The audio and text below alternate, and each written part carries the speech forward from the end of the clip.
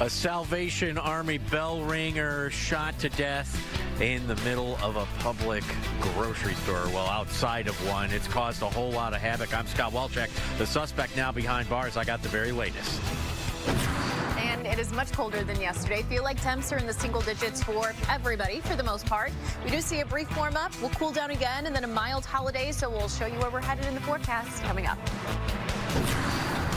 Nearly a year after losing their home in a fire, a Detroit family of 10 gets a surprise that they will never forget. I'm Brandon Hudson, the special guest who helped make this a memorable Christmas. Working for you.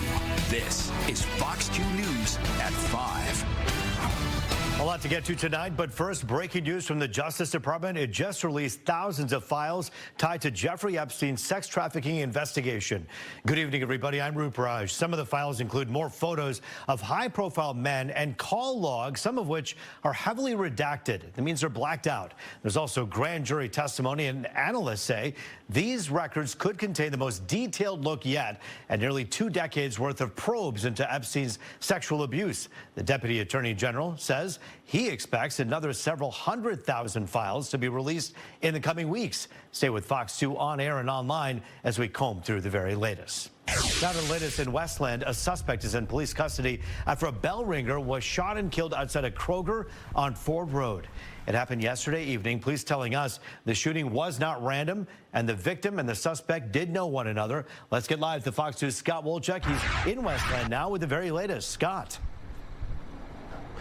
Hey, Roop. Yeah, you know what? The suspect was caught early this morning behind bars, and according to police, they did know the person who was ringing the bell out here. And it's wild to think that this was just 24 hours ago. On a day just like today, this could have happened, where you've got somebody who's out there helping out a charity only to be gunned down in public like this. I've talked to a lot of people throughout the community today, just absolutely shocked about this. And also, I think the fact that this happened to somebody who was trying to help and volunteer, it really kind of had an emotional impact on people as well. Really a downer around the holidays. And we're just working to learn a little bit more here. So we're hoping to hear more about the suspect when they arraigned, likely over this weekend. As for the victim, it does appear that a potential GoFundMe has been posted out there in a few groups on social media just in this past hour. So our team is working on confirming if that is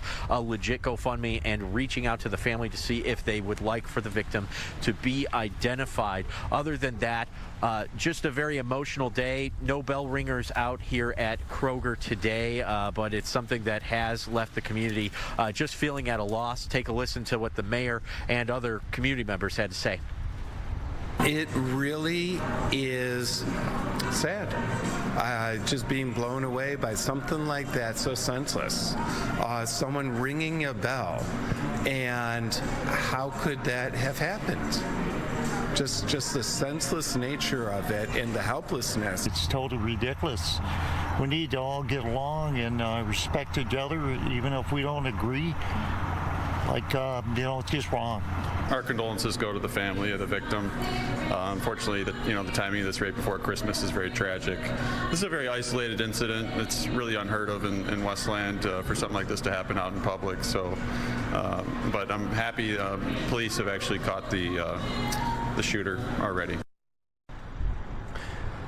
Now, Kroger and the Salvation Army have both put out statements expressing condolences to the family of the victim and saying that both organizations are working closely with the police on their investigation. Of course, we'll keep you updated with the very latest. Reporting live in Westland, Scott Walchek, Fox 2 News. Roop, back to you. Yeah, Scott, I know that you're still gathering details here, but in terms of this suspect and the victim knowing each other, do we know if the suspect knew that he would be there at that time and then targeted that particular spot? Well, police are saying that this was what appears to be targeted, not any type of random crime. You know, this could have been something where they had beef. I don't know for a fact if the alleged shooter knew that this person was going to be out here ringing the bell, but depending on what the relationship, it could be likely. Scott Wolchek for us live tonight. Thank you. One new details about the suspect who carried out a mass shooting at Brown University. An autopsy has found he had been found dead for 2 days. He had been dead, I should say, for 2 days when his body was discovered at a storage facility. Claudio Valente was wanted in both the shooting at Brown and the fatal shooting of an MIT professor. Police tracking him down with the help of an anonymous tip submitted by Reddit. Investigators say a former Brown student who's now experiencing homelessness locked eyes with the gunman just hours before the attack.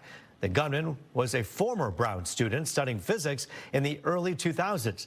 He had reportedly come to the U.S. on a student visa. The Trump administration, after learning his identity, quickly paused the green card lottery program he was a part of. All right, now to a positive update on longtime Detroit activist Malik Shabazz. He's out of the hospital and today was awarded a key to the city. This comes months after he was given a grim prognosis, facing what he called an incurable infection. While making an appearance at Crime Stoppers headquarters, he told us he's coming back and has more work to do. Happy about that. Well, winter weather making a swift return to Metro Detroit with snow, high winds, and below freezing temperatures. For sure. So Rich was here for the good news yesterday. You're here to break the cold, frigid news for us, For right? sure, yeah. But we have some good news down the line, which is great, especially since we're heading into the holiday week itself next week. So we just have to get past today, which a lot of it we've already done. It's 5 o'clock. So we got through the balance of the day. That's exactly right. And I think heading into tomorrow gets a little bit better. We'll be in the 40s. But just compared to this time yesterday, we're anywhere between 25 to 30 degrees colder. And you can see where that core of colder air is 36 degrees colder than this time yesterday for a lot of locations down in Fort Wayne. So it is cold. We do see a little bit of an improvement, possibly as early as tomorrow. Then we're back down on Sunday. And then as we head into next week, we're in a warming trend, especially as we head through Christmas. But let's get through today. Temperatures right now are in the low 20s. Feel like temperatures are in the single digits because of these gusty winds. And they've been howling at points upwards of around 40 to 45 miles per hour. So it is definitely gusty out there. And that is having a huge impact on how it feels. Temps feeling like the single digits here locally, likewise in Lansing. 15 is what it feels like in Mount Pleasant. So it is cold across the entire state. But those winds are so strong, they are pushing some lake and hand snow into southeast Michigan. And you can see a few of these sporadic flurries into portions of Wayne County, especially southwestern parts of Wayne County, Livingston County, Washtenaw County, and even Oakland County too. So they're floating around. They're not causing huge issues, but you will see them driving out tonight. No active alerts right now. We did have a few winter weather advisories up near northwest Michigan, but those have since expired. We are looking at a milder start to your weekend, but then it gets colder. We'll have timing on all of that in the full forecast in the next 10 minutes. Roop, over to you. All right, Stephanie, thank you. Well, a special visit today for a family who's been through more than most. Santa and Mrs. Claus taking a break before the big day next week to surprise this lucky local family. The Detroit Fire Department teaming up with the city's Public Safety Foundation for the 4th year in a row for a special event like this. Let's get live to Fox News' Brandon Hudson with the good news for us tonight. Brandon. Yeah, Rube, this wasn't just a morale boost for the men and women at the Detroit Fire Department, but also for the families they serve. This year, a family of 10 got quite a surprise. Check this out here.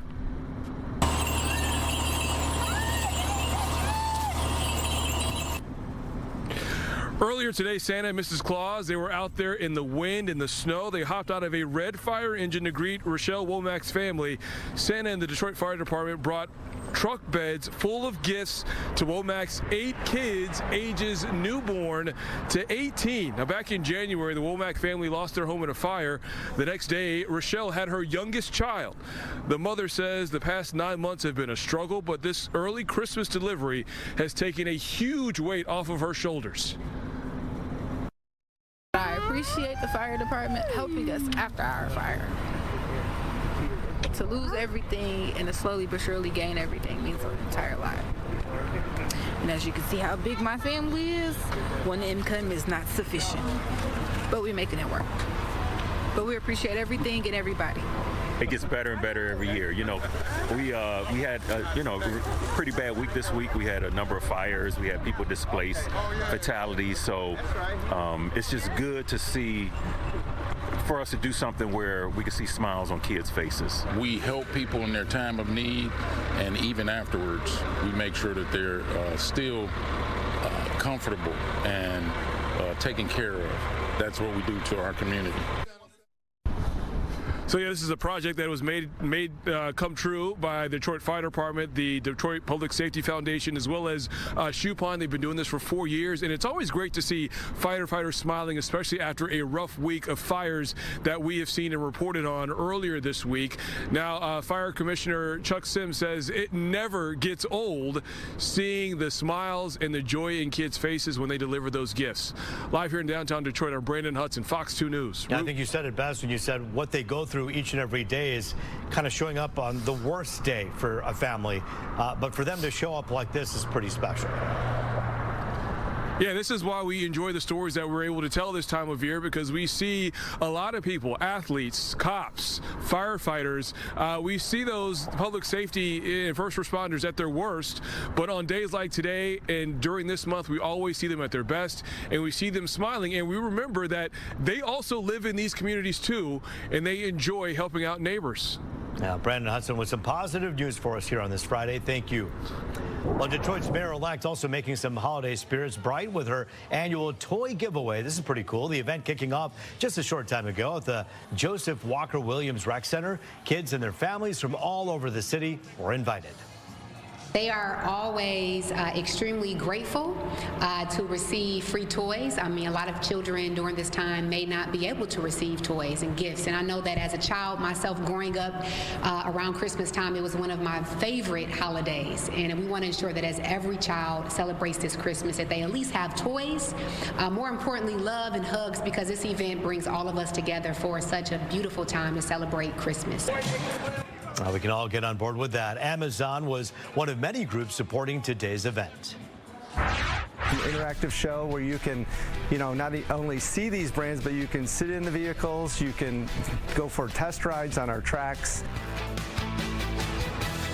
Dozens of brands headed to the 2026 Detroit Auto Show. A new list just out, including exotic supercars and ultra-luxury vehicles. More on that after the break. Also tonight. This was once a hospital, but now it's coming down. I'm Lauren Edwards in Detroit with the latest on the newest DCFC soccer stadium. The name of